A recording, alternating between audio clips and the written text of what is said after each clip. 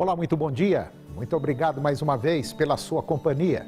Está começando mais uma edição do programa Agronegócio e você vai ver agora. Rússia espera ampliar o comércio bilateral com o Brasil. Porto de Santos continua sendo o principal canal para escoamento de milho e soja produzidos na safra 16-17.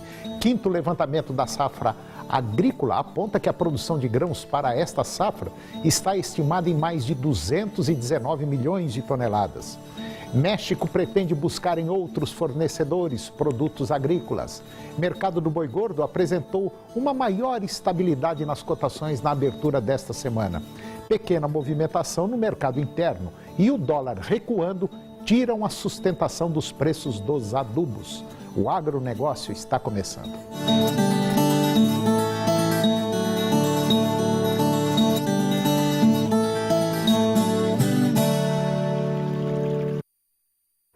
Em uma missão realizada pela Rússia, ela está querendo agora ampliar o comércio bilateral. E ela veio junto com a Secretaria Executiva do Ministério da Agricultura, Pecuária e Abastecimento, que obteve do governo daquele país a promessa de manutenção do fluxo de comércio de grãos, carnes e lácteos do Brasil. O governo russo deverá visitar o Ministério da Agricultura em abril ou maio e, junto com a representação do Ministério, conduzir a reunião do Comitê de Agricultura Brasil. O foco será a remoção de barreiras para intensificar o comércio e a atração de investimentos. E ficou acordado também que, por meio do adido agrícola do Ministério da Agricultura lá em Moscou, brasileiros poderão fazer contatos para maior aproximação com os russos. E a Organização da Rússia de Negócios possui relação com os órgãos oficiais e capacidade para auxiliar em questões de segurança jurídica e regulatória e também de operações bancárias de comércio exterior. O comércio entre Brasil e Rússia está concentrado em exportações brasileiras de grãos, carne e lácteos, e em importações de fertilizantes com a balança comercial próxima do equilíbrio. O Porto de Santos, ele continua sendo o principal canal para escoamento de milho e soja produzidos na safra 2016-2017, apesar do crescimento apresentado pelos portos do Arco Norte. A expectativa é que sejam exportados quase 20 milhões de toneladas de soja e 10 milhões de toneladas de milho pela cidade paulista.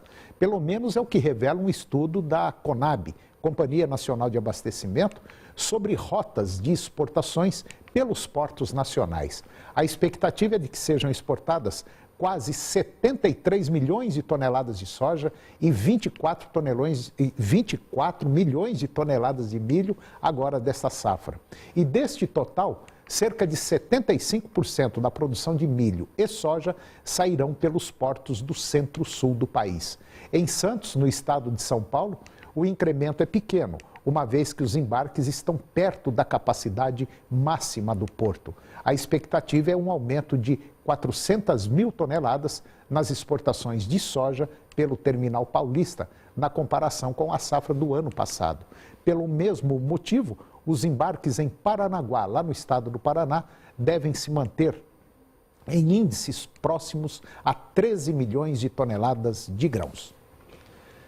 A previsão do quinto levantamento da safra 2016-2017, divulgado agora pela Conab, aponta que a produção de grãos para a safra 2016-2017 está estimada em 219 milhões de toneladas, com um aumento de 17%, ou seja, 32 milhões de toneladas frente à safra anterior, que foi de 186 milhões de toneladas.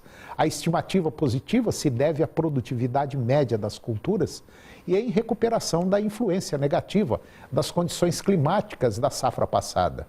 A área total também tem números positivos, com perspectivas de ampliação de 2% ou 1.200.000 hectares, quando comparada à safra anterior, podendo chegar aí a quase 60 milhões de hectares. Esse é o primeiro prognóstico de área que inclui as culturas de segunda safra.